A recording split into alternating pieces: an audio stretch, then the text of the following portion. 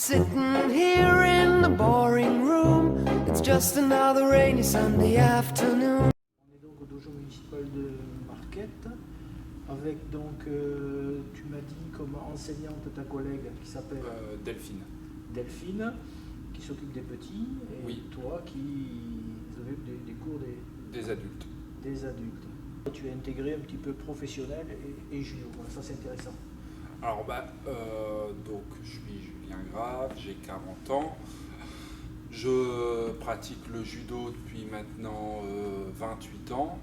Je suis deuxième dan, je suis non-voyant. Donc le judo était à la base un loisir comme pour tous les enfants.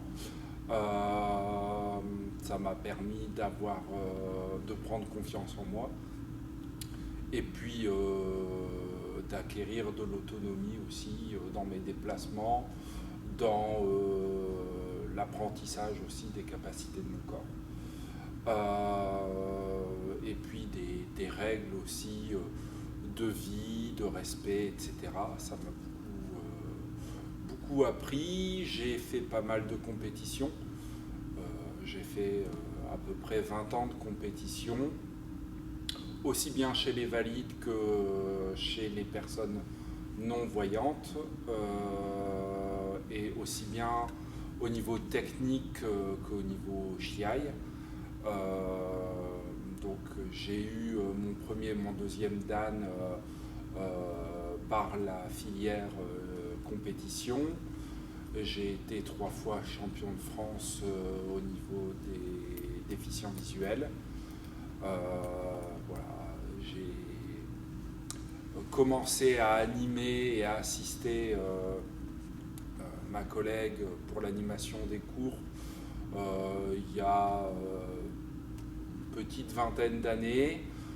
Et puis petit à petit, j'ai pris goût à ça.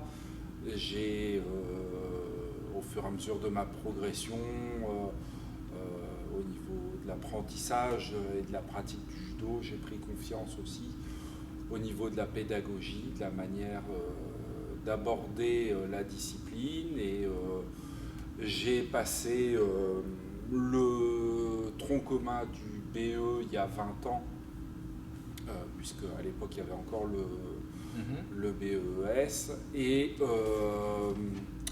à l'époque, j'étais que ceinture marron, donc j'ai dû patienter pour avoir mon deuxième dan pour pouvoir passer les épreuves spécifiques. Entre-temps, les épreuves avaient changé.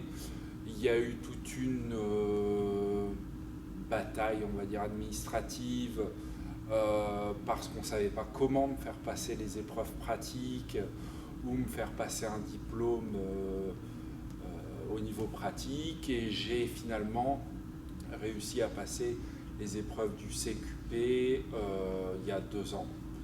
Donc je suis diplômé du CQP option judo depuis 2 ans, et j'enseigne à titre professionnel depuis 2 ans.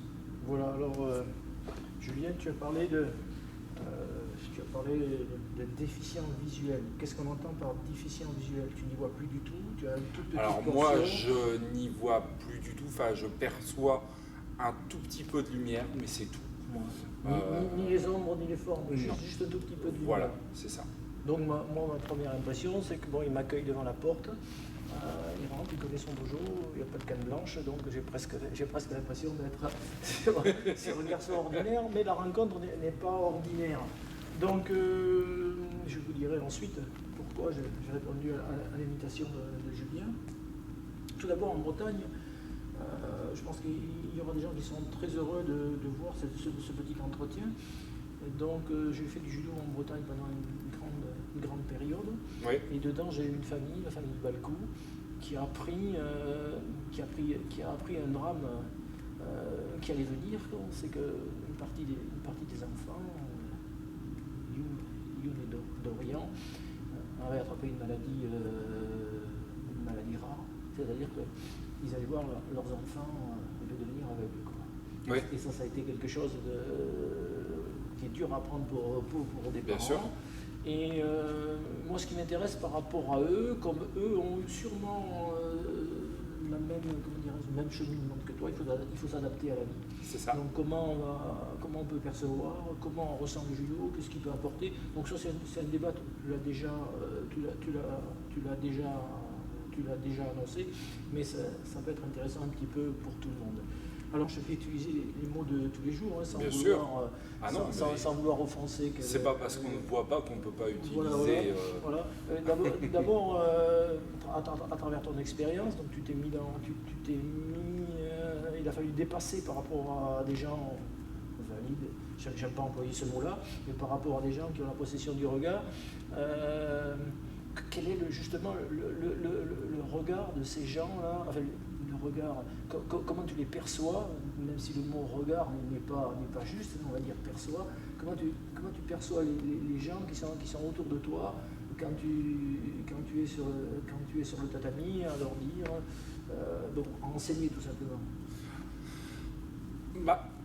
Les gens me connaissent depuis, pour la plupart, très longtemps, et ils m'ont connu en tant que judoka, élève comme eux, donc ils me perçoivent d'abord comme un judoka tout à fait banal, si je puis dire, un judoka comme un autre, et puis après ils ont conscience que de par mon parcours en compétition, mon approche kinesthésique la discipline, c'est ce que j'allais dire, ouais. J'ai un ressenti qui est différent d'une personne qui voit, qui va beaucoup plus retranscrire une gestuelle, une attitude qu'elle aura perçue par la vue. Et justement, ils sont assez intéressés parce que ça donne une autre approche de la discipline qui vient compléter celle qu'ils peuvent avoir ou celle qu'ils pourraient avoir avec un autre professeur valide, quoi. Alors bon, pour rebondir sur ce que tu nous dis, moi je pense que dans le judo il y a plusieurs façons d'enseigner. Donc tu as prononcé le mot kinesthésique qui est très important, le toucher, bien sûr. L'approche. Il y a le paraphrasé et il y a le paraphrasé et le regard qui permet d'aller vers les autres et de montrer. Quand je dis regard, prends une vidéo, tu montres la vidéo. Bien sûr. Ça s'appelle le regard. Bien sûr. Donc ça c'est voilà, et donc tu enseignes par deux moyens et que peut-être où les gens ont peut-être le regard à 100%, vont utiliser leur facette et toi tu vas en utiliser une autre. C'était toujours intéressant à entendre. Bien sûr. C'est plutôt qu'à voir, mais déjà à entendre le ressenti de celui qui le fait, qui paraît logique. Voilà. Donc aujourd'hui là, ce qui nous emmène, c'est que tu veux, formaliser, mettre sur écrit un certain nombre une part de ton expérience. Oui. Et là, le débat est intéressant. On a échangé au téléphone. Oui. D'ailleurs, on pourrait se dire aujourd'hui comment il a fait. Bon, c'est vrai qu'aujourd'hui, on a des moyens, l'informatique donne des moyens voilà. de traduction écrite, etc., qu'on appelle ça phonique, qui sont extraordinaires. Donc là, on a toujours peur du progrès, mais là, c'est un exemple parfait. Du progrès utile. Ouais, du progrès utile, qui porte quelque chose. Donc tu veux te lancer, je vous montre là à la caméra. Regarde, voilà, je découvre les écrits de Julien. Bon, voilà, il y a une tartine là. Il m'a dit qu'il en a fait encore beaucoup plus. Ça, c'est le premier tome d'une série de 8 ouvrages. Voilà. Alors moi, ma première réaction, c'est que c'est quelque chose qui me paraît très très ambitieux, parce que déjà c'est quelque chose qui n'a jamais été facile de faire à travers l'histoire, parce que si tous nos anciens avaient laissé des écrits, je vais prendre comme exemple une pyramide, pyramide, il faut faire une architecture, écrire pour laisser Bien sûr. pour laisser nos savoirs aux autres. C'est quelque chose qui n'est pas facile, c'est quelque chose qui par essence l'homme ne veut pas faire parce qu'il a l'impression de se mettre à nu, de donner ce qu'il sait, de donner ce qu'il sait, alors que c'est totalement faux. Plus on hérite, plus on peut devenir riche, et Bien plus sûr. on peut devenir riche, et plus on peut donner. Ça ne se passe pas comme ça dans la réalité. Dans la réalité, Non, malheureusement. ouais, formaliser, ben, c'est en général pour avoir fait toutes les formations du judo français, formaliser, ça a toujours un petit coin secret et on n'ose pas donner, même aujourd'hui de Bien notre sûr. époque, Bien sûr. ce que l'on a fait, ce que l'on a vécu pour le transmettre aux autres. Déjà avec un regard, je dirais, ouvert, et quand on a un regard comme le tien, toujours pareil, je parle au niveau de visuel, Bien fermé, sûr. là, le challenge, il est... le challenge il est énorme et on s'imagine pas tout le travail et toute la volonté qu'il faut avoir. Donc ce côté intéressant m'a fait rebondir. Donc moi je dirais que dans l'écrit, chez nous dans le sud-ouest, on a deux grandes lignes, deux grandes ligues.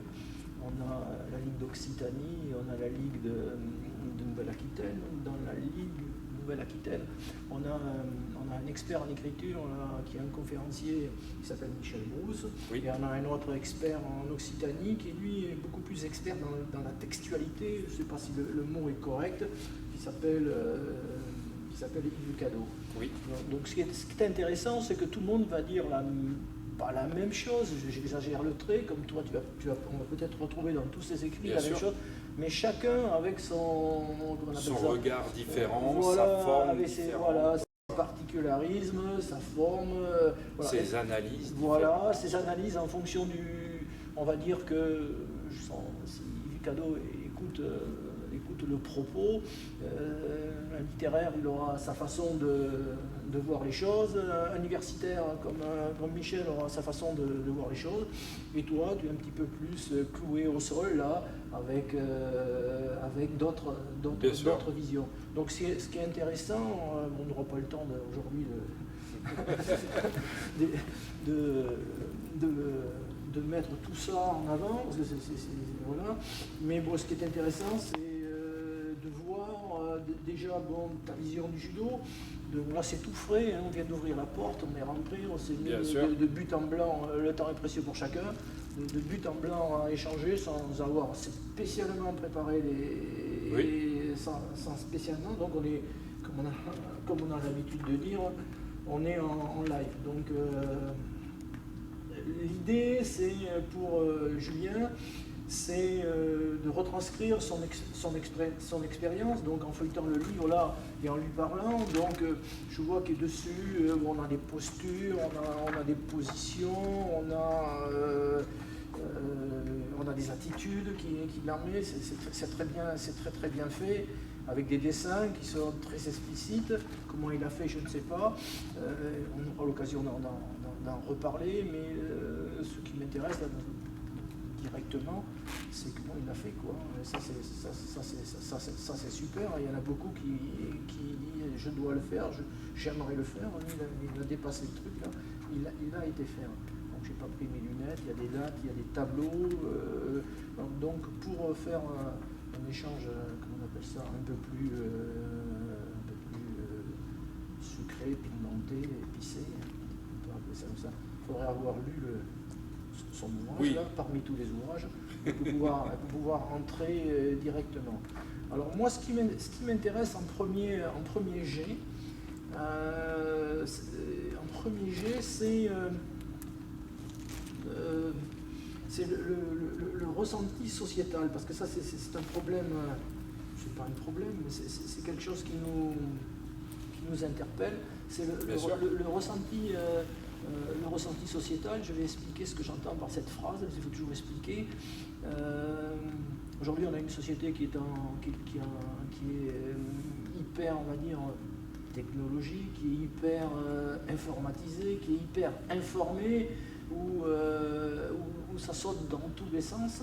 Et justement, c'est comment quel est le sens qu'on peut donner, au judo dans cette société qui est qui demande de tout, qui demande de l'innovation, qui est hyper branchée. Donc il y a deux questions, le sens à donner, et pour lui, quel sens à donner, puisque Julien dit que ça fait 20 ans qu'il est dedans, il a fait son BE, il a du recul sur les choses, il ne rentre pas là comme un novice, donc il a beaucoup de ressenti.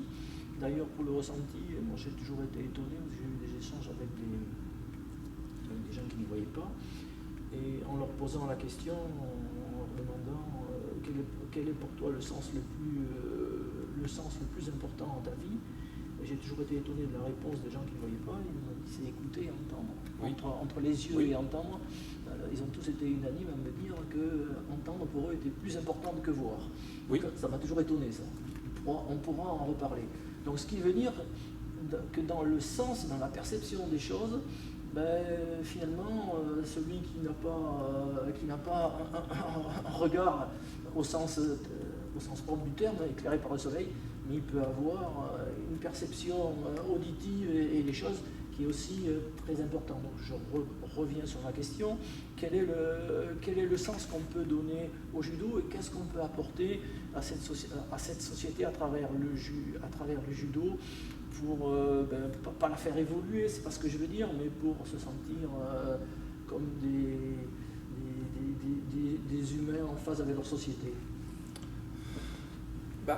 Le judo, de toute façon, depuis sa création, a été forcé aussi d'évoluer en fonction des besoins de la société. Le judo est né de toute façon d'un besoin de changement de la société. Il a évolué avec la société. Maintenant, on le voit, le judo, c'est la recherche de la performance. Et le judo, c'est pas que ça. Et je pense que ce que le judo peut apporter, c'est ces valeurs morales, bien sûr, mais aussi cette culture du vivre avec l'autre, du bien vivre avec l'autre. Parce que la pratique du judo, c'est apprendre des autres et de soi grâce aux autres. C'est pas vivre pour matraquer les autres, comme on peut entendre beaucoup en compétition ou même dans la société actuelle. L'essence du judo, c'est d'abord apprendre à vivre et à mieux vivre pour soi et grâce aux autres en faisant, en se liant aux autres et en apprenant des autres. Donc je pense que le judo aujourd'hui, il faudrait qu'il puisse apporter ce genre d'arguments, ce genre de valeurs, ce genre de notions aux pratiquants. C'est se pencher, pourquoi pas, vers les performances, mais aussi se poser les bonnes questions pour se dire qu'est-ce qu'on peut apprendre des autres pour progresser soi-même et pas forcément au niveau compétition, sportif, résultat, mais dans la vie de tous les jours pour se sentir bien pour soi et envers les autres. Voilà. Donc pour donner une continuité dans ce que tu as dit, aujourd'hui, dans malheureusement, beaucoup de clubs, je sais pas si ça va être péjoratif à entendre, mais voilà, la compétition, la performance, elle est mise en avant.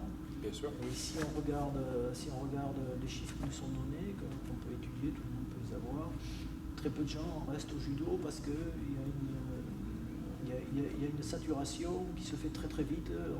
Tout le monde ne peut pas être winner, tout le monde ne peut pas être un gagnant. Non. Donc il y en a beaucoup qui vont se rompre les os parce que ou ils sont plus à niveau, ou ils vont prendre des tabassés. Et on insiste beaucoup, donc, on insiste. L'élément porteur est un petit peu la compétition. À mon avis, c'est une erreur qu'on fait. Donc, une question simple, qu'est-ce qu'il faudrait faire, d'après toi, hors de la compétition, pour donner un petit peu plus un petit peu plus faim, un petit peu plus d'envie à nos jeunes de rester sur un tatami. Donc, ceci à l'appui des chiffres, hein, puisque pratiquement 99% des jeunes qui rentrent ne restent pas. On en a une toute petite partie qui reste. Qu'est-ce qu'il faudrait faire pour, je sais pas, en avoir 2 ou 3 points de plus, d'après toi? Ça, c'est une question que beaucoup de gens se posent. Et voilà, qu'est-ce qu'on pourrait faire? Donc, tu as dit l'humanisme. Il peut y avoir l'amitié, il peut y avoir... Qu'est-ce qu'on pourrait articuler pour...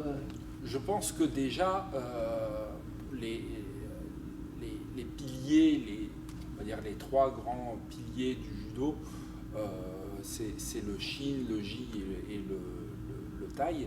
Donc la compétition, ça pourrait être le Tai, le corps, la performance physique, le résultat. Mais je crois qu'il faudrait, tout en poursuivant, puisque c'est la vue, le point de vue de la société actuelle, de toute façon on ne pourra pas le nier, le résultat, la performance, c'est ce que demande la société actuelle. Je pense qu'il faudrait aussi mettre en avant, au même titre et au même rang, les 2 autres piliers, le Shin, donc les valeurs morales, la spiritualité, le développement personnel, et le Ji, le développement technique.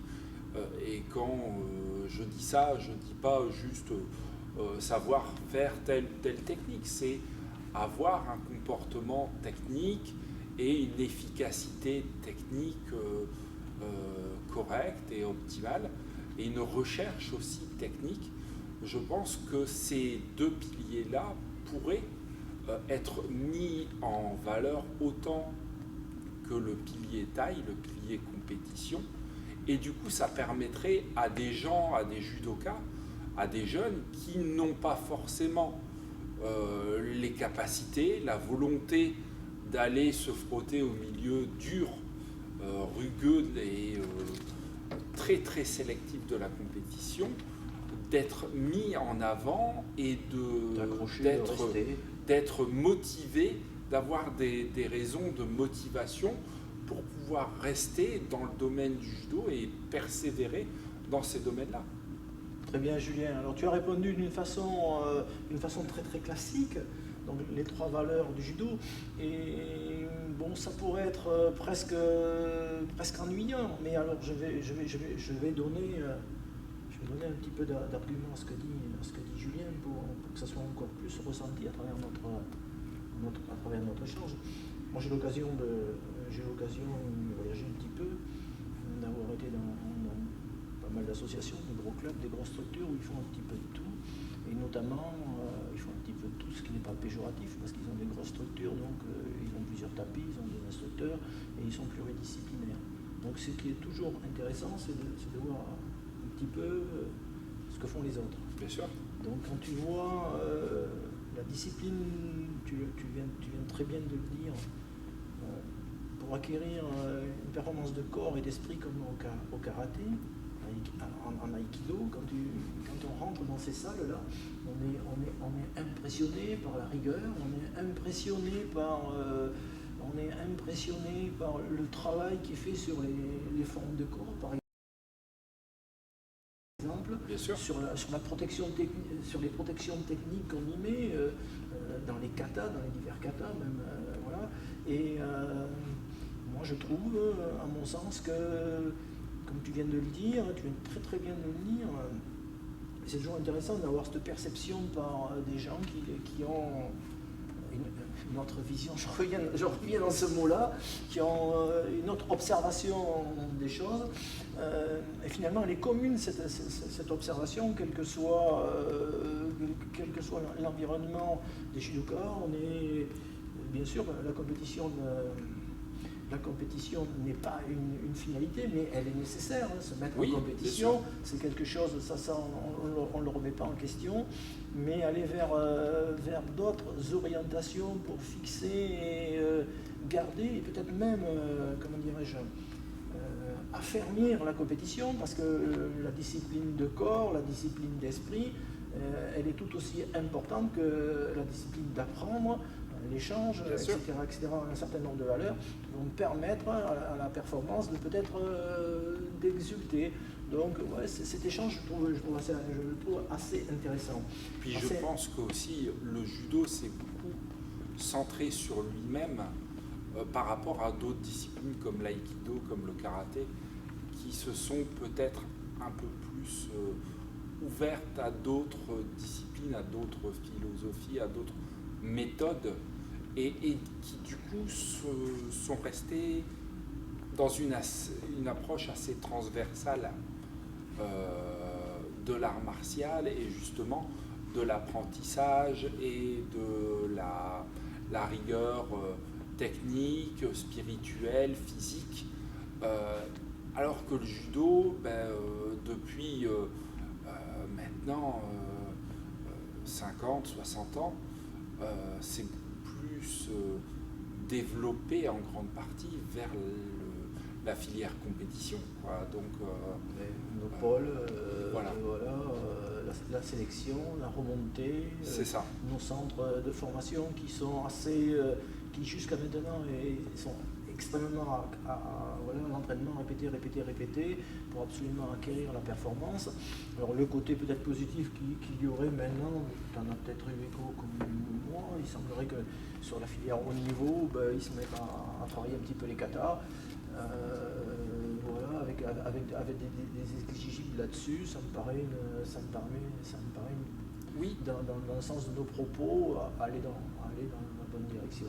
Puis je pense que ce qu'il faudrait aussi, c'est qu'au niveau de l'enseignement pur de la discipline, c'est que les enseignants ne donnent pas l'impression aux judokas qui apprennent que des exercices ou des méthodes comme les katas, comme les échanges théoriques, soient vus comme des exercices contraignants et rébarbatifs, qu'on puisse avoir une autre approche de ce type de méthode d'apprentissage pour que la richesse en soit plus grande aussi. Alors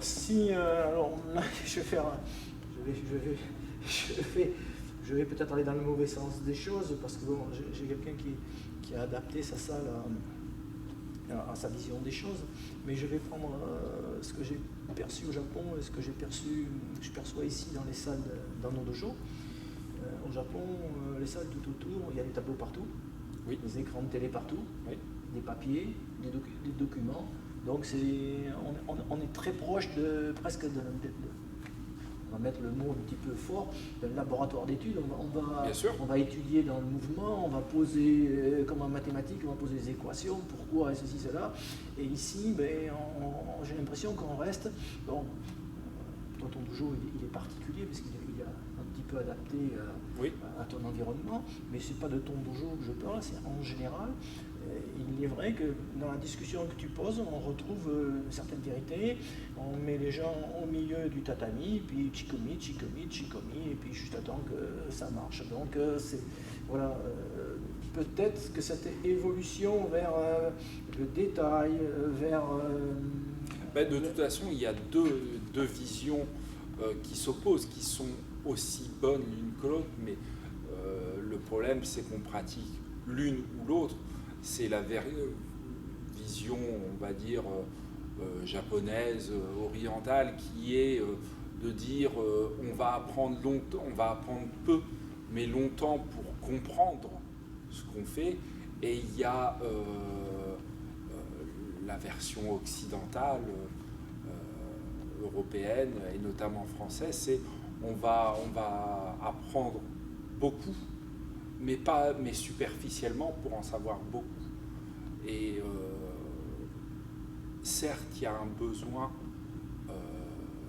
parce que la mentalité n'est pas la même en Orient et en Occident, mais je pense que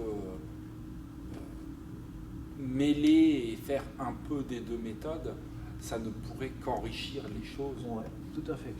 Et pour encore avoir une continuité dans ce que tu dis sur le peu et le beaucoup, moi, ce que j'ai remarqué au Japon,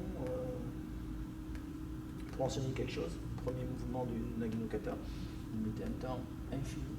Bien sûr. Il fallait que chaque doigt, chaque pas, chaque geste soit précis, et tant que le geste n'est pas fait, pas sûr, on ne continue pas. Il faut que tout le cours soit au top. Et chez nous, si on fait la même chose, tout le monde s'en va, quoi, parce que c'est trop... c'est ça. C'est rébarbatif. Donc il faut en mettre, pour reprendre ce que tu as dit, beaucoup en peu de temps pour intéresser tout le monde. C'est Et ça. là, dans beaucoup en peu de temps, les gens n'arrivent pas à suivre. Parce que ça fait beaucoup en peu de temps. Malgré tout, bon, c'est peut-être, comme tu l'as dit, notre... C'est la vision occidentale. Voilà, c'est notre vision occidentale qui est, comme tu viens très bien de le dire, le mélange des deux, ça pourrait être détonnant. Parce que finalement, on s'aperçoit qu'on dit que les petits n'arrivent pas à apprendre, mais bon, on leur demande des choses dans des temps tellement courts C'est ça. que si on refait le ratio, c'est formidable par rapport à des petits japonais, parce qu'eux, ils prennent un temps de digestion et ils le travaillent très longtemps. C'est ça. Et à la fin, ils ont le résultat. Et nous, si on travaillait le même temps avec, ça serait pas un résultat qu'on aurait, ça serait multiplié par 20. Mais ça, dans l'analyse, il y en a très peu qui le font. Donc on va revenir sur la formalisation, sur le document, parce que le temps passe très vite, l'organisation. Donc moi j'ai eu la chance, j'ai eu le désir de faire toutes les formations du judo français. Donc j'ai toutes fait, il y en a 7, j'ai toutes fait. Et dans la formalisation, j'ai eu le bonheur dans une des stages, je crois que c'était pour le BP, de le faire dans les Pays de Loire. Et dans les Pays de Loire, j'ai eu deux formateurs que je n'oublierai pas. L'un c'est Luc Bello et l'autre c'est Christian Lecrane. Et on a eu des cours de formalisation comme on a eu des cours sur la façon de parler et de présenter sur la dialectique. Donc, on va pas parler de la dialectique, mais on va parler un peu de la formalisation. Donc ils étaient très pointus là-dessus, comment présenter un texte, comment écrire, comment garder la mémoire et comment restituer. Donc moi, c'est ce que devrait faire d'ailleurs tout enseignant. Oui. Parce que quand tu as mis quelque chose, et j'ai appris aussi d'autre part à travers ces gens-là, que dans un cours on retenait un enfant qui est une éponge, par exemple. Un enfant qui est une éponge, il va retenir 3 ou 4% du truc, quoi, et Bien le sûr. reste c'est volatilisé. Bien sûr. Donc aujourd'hui, des adultes qui sont moins des éponges, pour moi, bon, il y a l'expérience, parce qu'ils ont déjà vu un truc, on le répète, ils peuvent accumuler beaucoup de choses, parce que ce sont des choses qu'ils ont déjà répandues, et sur des choses neuves, pour moi, leur perméabilité n'est pas aussi puissante que sur les petits. Donc ce qui est important pour un enseignant, c'est d'avoir des modalités de formalisation, de préparer un cours et de le mettre en mémoire pour que le cours d'après ou l'année prochaine il puisse dire, et puis à chaque fois il évolue d'un cran. Moi c'est ce que je faisais en Bretagne, j'avais des cours, j'avais plusieurs écoles donc, qui étaient du même âge, donc de la même densité de cours, donc je faisais un cours, même si j'en avais, admettons, 6 cours identiques dans la semaine, 6 cours de Benjamin de tel à tel âge, je faisais 6 fiches, et la fois d'après, je reprenais, je rapportais ceux que je mettais, ceux qui avaient un peu de différent que j'avais apporté à chaque cours. Ça permet d'enrichir. Donc, moi, en observant beaucoup d'enseignants, souvent, ils arrivent, faut-il croire qu'ils ont une mémoire exceptionnelle, peut-être, mais bon, rarement je vois la planification ou le cours qui est préparé pour voilà. Et donc ça m'a toujours surpris, parce qu'on a l'impression qu'une fois il y a des automatismes qui sont pris, Donc on ne formalise pas, on arrive et on refait avec ce qu'on a fait déjà un petit peu précédemment dans le temps. Donc là tu t'es mis à faire un travail de mémoire, donc tu as mis des choses. Ce travail de mémoire il est passionnant, il devrait être fait à mon avis, et on aurait dans le judo français une richesse énorme, Oui. parce qu'après on pourrait échanger. Bien sûr. Parce que comment échanger quand on n'a pas formalisé, quand on n'a pas mis des documents en place? Pour moi, sûr. c'est pas possible, parce qu'on a certainement fait, dans cette critique que je fais, qui n'est pas négative, on a certainement fait tous des choses qui sont très belles, mais si à un moment donné on ne les fiche pas en mémoire, ben, tout est perdu, quoi. C'est comme nos bâtisseurs de cathédrales, mais là tout est perdu parce qu'ils ne voulaient pas redonner leurs secrets, comme je l'ai dit tout à l'heure. Donc ça c'est... moi je ne peux que... quand j'ai été mis comment dirais-je, en contact, on m'a dit va voir Julien, et il est en train de faire un très très beau travail d'écriture. Moi j'ai un petit peu sauté, j'ai dit je serais curieux de voir ça, comment il s'écrit, quelle est sa perception et comment il se présente. Là, on n'est pas sur un travail de préparation de cours, on est sur un travail d'ensemble, on est sur une autre entité. Oui. Mais voilà. Alors, hors de ce que je viens de te dire, la fiche de préparation de cours, parce que là, on a dépassé ce stade, qu'est-ce que tu comptes laisser passer à travers les écrits et les documents que tu es en train de mettre en place? Ce que je désire, c'est que les connaissances que j'ai pu recueillir, rassembler, le résultat de recherche, d'expérience, ça puisse servir au moins en partie aux gens qui pourraient consulter ce que j'ai mis par écrit. Parce que, encore une fois, c'est des résultats de recherche, d'expérience, d'analyse qui sont pour moi parlantes, qui ne le sont pas forcément pour les autres, ou qui le sont partiellement. Et ce que je désire, c'est que chaque personne qui consultera ces écrits puisse retrouver des choses qui lui parlent, tant au niveau de la philosophie, au niveau des principes, au niveau technique, au niveau travail spirituel, etc.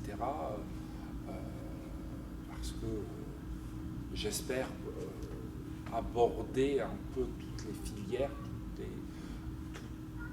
toutes les dimensions très vastes de la discipline du judo, et pouvoir, encore une fois, apporter quelque chose qui parle aux gens qui consultent ces écrits et qui puissent en faire leur pour progresser sur ce qui leur parle.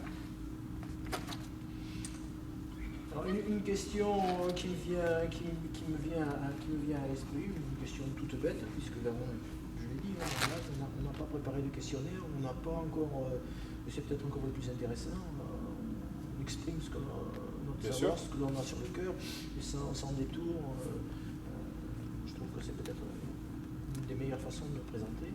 Donc pour aller vers un ouvrage comme ça, il y a l'expérience, ton expérience là, de l'écoute à travers les gens, le kinesthésie bien sûr, mais aussi nous, voyants, on est à la recherche de très nombreux documents. Comment tu as fait toi pour pouvoir plonger dans des documents où ton regard est limité?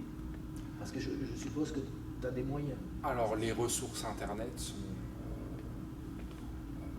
le net est une mine d'or considérable.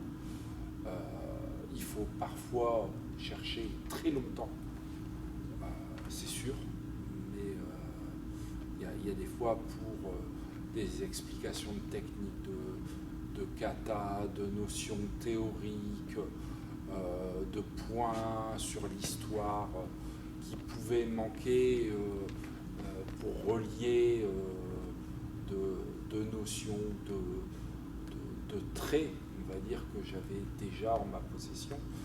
Il a fallu que je cherche très longtemps, que je farfouille vraiment très profondément sur le net.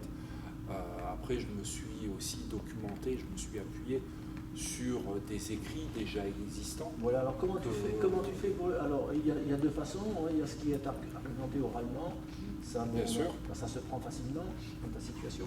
Et quand il y a de l'écrit, alors je sais qu'il y a des traducteurs automatiques qui permettent de transformer l'écrit en... Oui. Donc, tu utilises, je suppose... Alors oui, il y a ces méthodes-là, et puis après, sinon, c'est demander une aide à quelqu'un qui puisse lire le document pour le retranscrire oralement, pour que je puisse en prendre connaissance et retenir les points qui m'intéressent, qui me parlent, puisque l'intérêt c'est de restituer les points qui me parlent vraiment pour pouvoir les transmettre. Et ensuite, une fois que tu as entendu ce document, pour le remettre sur le papier, comme j'ai sous les yeux, là, quel est ton mode opératoire? Alors, le but c'est de l'exprimer déjà à ma façon. Ça, Julien, c'est... Oui, l'exprimer à ta façon, on est d'accord, mais comment tu fais pour que le papier puisse être imprimé, pour que ça aille sur le papier? Je suppose que tu n'as pas une machine en braille ici. Je l'écris à l'ordinateur. Ouais. Je l'écris à l'ordinateur. Il y a des logiciels qui permettent de rendre accessibles les ordinateurs et les logiciels de traitement de texte, de bureautique. Et après, c'est l'imprimer par une imprimante tout à fait traditionnelle. Et pour l'écrire, tu passes par de l'oral ou il y a d'autres méthodes? Non, c'est l'écrire par l'intermédiaire d'un clavier tout à fait classique. C'est de la bureautique tout à fait traditionnelle. Alors tu dis clavier tout à fait classique, ça veut dire que tes doigts sont en capacité d'aller sur chaque touche. Oui. Oui. Et comment tu arrives ensuite à savoir, parce que là tout est bien cadré, tout est bien aligné. Alors pour la mise en page, il faut que je me fasse aider pour avoir, entre guillemets, un avis visuel sur le rendu. Donc pour mettre tout ce que je vois en page là, mais tu as des aides. Ensuite, il y a pas mal de dessins. Oui. On plie la ceinture, le kimono, avec le judogi, la veste, des postures. Donc ces dessins, comment tu les as obtenus? Alors ça, je me suis fait aider d'un dessinateur avec qui j'ai eu plusieurs rencontres, qui a pris des photos.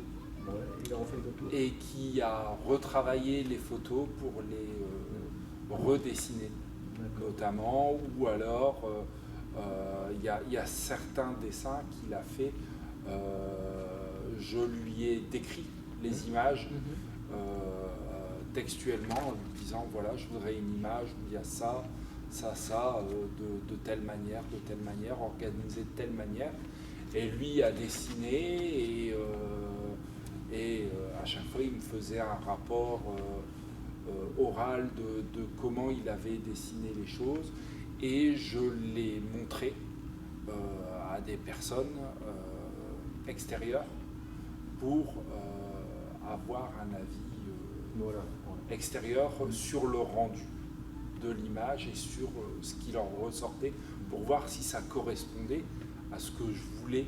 Puis le taux de compréhension état légal de ce que tu veux refléter. C'est ça. Bien. Bon. Là, c'est notre première rencontre. Cette rencontre, elle était décidée d'échanger, de se connaître un petit peu. Et puis, peut-être dans un second temps, d'essayer de mettre un petit peu. Je pense que Julien n'a pas besoin de moi, mais d'essayer de l'aider dans la conception de ces... Oui, déjà dans la relecture, avoir un avis... Voilà, dans la relecture, parce que ça c'est déjà hyper important. C'est ça, un œil avisé sur le contenu, la mise en forme, la structuration, l'organisation du contenu aussi, parce que c'est important. Alors, je reviens sur la première page. Alors, la première page de l'ouvrage que je ne connaissais pas, donc je découvre là. Donc, judo voie de la souplesse, voilà. Judo voie de la souplesse universelle, les principes généraux et théoriques. Donc, il en a fait. Les principes généraux et théoriques, il y en a pour 170 pages. 170 pages sur. Je recalibre le titre, hein, il a mis les principes généraux. Je crois qu'avant d'aller au cœur de la matière, il faut rentrer toujours sur les principes généraux. C'est ce qu'il a fait. Il y a beaucoup de tableaux, des postures, des positions et un petit peu l'ABCD de la discipline. Un premier tableau des matières. Tu mets les pages, donc les tableaux de matière, les paragraphes, et des pages derrière, ce qui facilite la recherche. Ça, Oui. Là tu as un très bon point, Julien, parce que moi j'ai lu d'excellents ouvrages où il n'y avait pas cette table des matières. Donc derrière, il y avait d'excellentes choses. Et à chaque fois, on est obligé de feuilleter, et puis on en perd la moitié. Donc ça, c'est très visuel, c'est très parlant. Et ça permet, on cherche une matière, on y va, pif, paf. En ce sens-là, il y a la suite, je pense qu'elle pourra être passionnante. Si Julien arrive à formaliser, il l'a déjà fait, mais à mettre peut-être un peu plus de méthodologie, je ne dirais pas méthodologie, je n'ai pas encore lu, donc je ne peux pas prononcer, mais voilà, d'appétence dans ce que je vois là. Parce que là, c'est de la lecture, on va dire, pas pure et dure, mais bon, c'est un premier jet, et que peut-être après, il faut peut-être donner peut-être du piment, je ne sais même pas. Ça me semble déjà très très bien fait comme il a fait là. Puis là, c'est des principes qui sont très généraux et très théoriques. Après, il y a plusieurs ouvrages qui seront consacrés aux techniques, donc qui seront beaucoup plus illustrés aussi, notamment. Il y a plusieurs ouvrages qui sont consacrés au kata, donc qui seront illustrés aussi assez fortement. Il y a un ouvrage qui est consacré aux notions, on va dire, plus profondes du travail technique et des notions profondes de la discipline. Donc c'est un ouvrage qui sera destiné aux pratiquants plus avertis, plus confirmés. Donc peut-être qu'il aura besoin beaucoup plus de textes pour parler avec moins de dessins, moins d'illustrations. Quoique. Enfin voilà. Il y a un abécédaire aussi, il y a un ouvrage entier qui sera un très gros glossaire sur la discipline. Donc c'est aussi là, c'est beaucoup de textes pour lesquels il faudra peut-être illustrer certaines choses, mais ce sera beaucoup de textes aussi. Donc voilà, ça dépendra des ouvrages aussi. Premier jet, je ne sais pas si je peux dire ça comme ça en premier jet, mais le résultat déjà d'un cheminement, on a principes généraux et théoriques sur le judo, avec un contenu, un contenant qui semble déjà passionnant pour faire une première approche. Donc, moi je ne l'ai pas encore abordé. Je pense qu'on aura peut-être, après l'avoir lu, Bien sûr. attentivement, on fera une autre séquence. Bien sûr. Pas forcément en visio, mais bon, en visio peut-être pour nous-mêmes, pas forcément avec l'envie de retransmettre notre premier échange, mais pour être dans l'analyse et l'échange des chapitres que tu as mis dans tes principes généraux, voir si je retrouve un petit peu ce que les miens, mais normalement on va les retrouver, en ajouter, en enlever, je sais pas, probablement, voilà. Et c'est génial que de pouvoir le reposer et en faire profiter aux autres. Tout ce qu'on pourra espérer, c'est que la voie finale, que l'encadrement du tableau et la signature puissent se faire pour que les gens profitent de ce que tu as fait. C'est le but, que les gens puissent en profiter. Voilà, et là, c'est une rencontre un petit peu qui n'est pas ordinaire. Écrire, formaliser et faire part aux autres de son expérience et avec sa dimension et dans les dimensions du judo que c'est ça. Voilà pour un premier entretien. Je pense qu'il va être d'une pierre deux coups. Bien sûr. Et donc ça sera soumis à ton approbation avant de le diffuser. Et j'espère que même j'espère aussi qu'à travers cet entretien, eh bien, les gens de bonne volonté, puisque tout à l'heure on me disait qu'est-ce que peut apporter le judo. Donc il y a l'humanisme, il y a l'amitié. Et ça c'est une question que nous on avait dans notre département, on avait la famille Ardonnais qui était représentante à la culture, et on avait toujours en début de kata ou en début d'arbitrage des questions judo, et elle posait souvent une question: qu'est-ce que l'amitié? Et ça, j'ai toujours été un petit peu, j'ai toujours été un petit peu scotché de la difficulté qu'avaient nos petits jeunes à donner une définition sur l'amitié. Très compliqué. Ils cherchaient, ils tournaient en rond. Poser la question: qu'est-ce que l'amitié? L'amitié, c'est conditionnel. L'amitié, c'est quelque chose qu'on doit avoir en nous. C'est le plus pur des sentiments. On sait que les gens, on veut partager, on veut donner, et il n'y a pas de jugement. On sait que sur le fond des uns et des autres, on pourra compter, il y a quelque chose de bon, et on veut échanger. C'est ça. Et donc l'amitié, c'est ça, et j'espère que notre vidéo, j'espère que ça donnera un bon rendu, là, c'est ce dont on parle, qu'il y aura une vague d'amitié qui viendra, c'est pour ça que j'ai fait la vidéo, et qui apportera un petit peu d'eau à ton moulin, parce que des fois, il suffit de pas grand-chose pour déclencher. Donc l'amitié, c'est quelque chose d'important au judo. I'm sitting here in the boring room. It's just another rainy Sunday afternoon. I'm wasting my time, I got nothing to do. I'm hanging around, I'm waiting for you, but nothing ever happens. And I wonder. Après, on I'm l'explique. driving around in my car. I'm driving too fast, I'm driving too far. I'd like to change my point of view. I feel so lonely, I'm waiting for you, but nothing ever happens. And I wonder how, I wonder why. Yesterday you told me about the blue, blue sky, and all that I can see is just a yellow lemon tree. I'm turning my head up and down. I'm turning, turning, turning, turning, turning around, and all that I can see is just another lemon tree. Sing da da da da da dee da da da da da dee da da da dee dee da.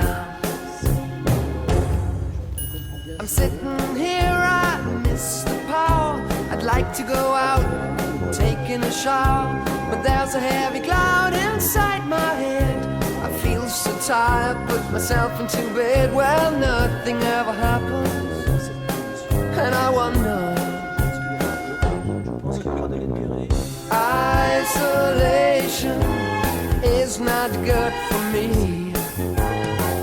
Isolation, I don't want to sit on a lemon tree. I'm stepping around in the desert of joy.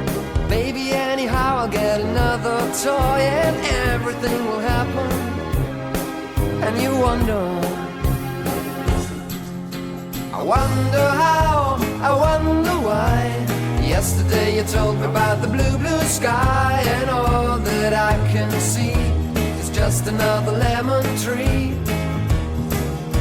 I'm turning my head up and down, I'm turning, turning, turning, turning, turning around, and all that I can see is just a yellow lemon tree. And I wonder, wonder, I wonder how, I wonder why.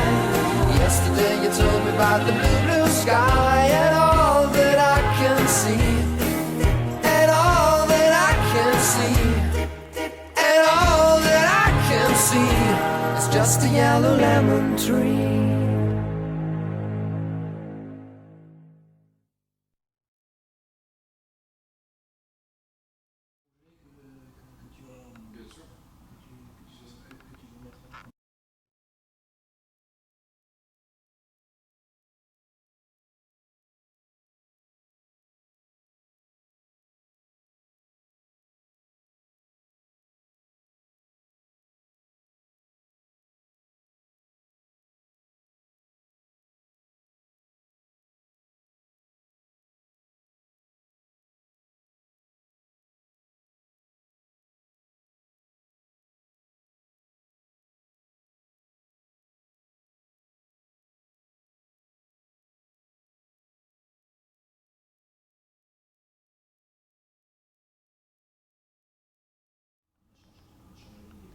Donc,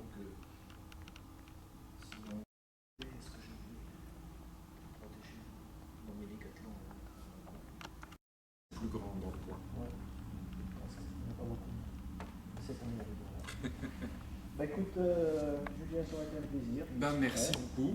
Ça aurait été un plaisir. Et Pareillement. j'espère que ça se construira. Bien sûr. Je relève. J'ai des genoux qui ont besoin d'huile. Avec les cheveux en pompon là, plus ou moins.